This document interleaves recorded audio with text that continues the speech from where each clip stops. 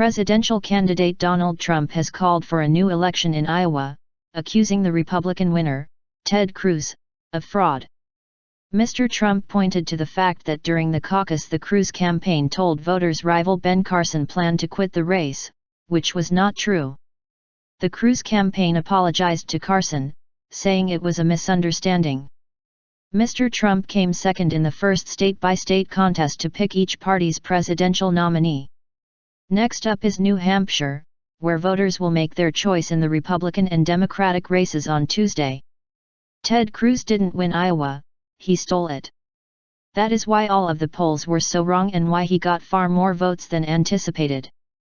Bad. Mr. Trump said. Earlier, he wrote on Twitter that Mr. Cruz illegally won the caucus, but later deleted the tweet. Pate, the top election official in Iowa, condemned Cruz campaign leaflets sent out prior to voting that accused Iowans of voting violations. The leaflets graded Iowans and their neighbors for how much they had voted in the past and told them to turn out to improve their scores.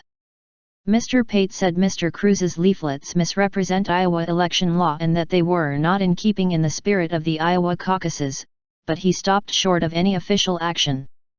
The reaction contrasts with his concession speech on Monday night, which was seen as a humble departure from his usual bombastic style. Mr. Trump called second place a long-shot great finish in an earlier tweet. Mr. Cruz's camp is not taking the accusations too seriously. Reality just hit the reality star, he lost Iowa and now nobody is talking about him, so he's popping off on Twitter, Mr. Cruz's communications director Rick Tyler told Politico in an email. There are support groups for Twitter addiction, perhaps he should find his local chapter. There is no precedent for restaging a caucus.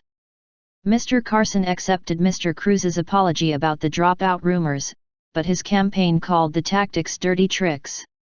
The remaining candidates are now in New Hampshire, the next state to hold a primary vote, where Mr. Trump is leading in the polls. Also on Wednesday, Kentucky Senator Rand Paul and former Pennsylvania Senator Rick Santorum dropped out of the Republican race after disappointing finishes in Iowa.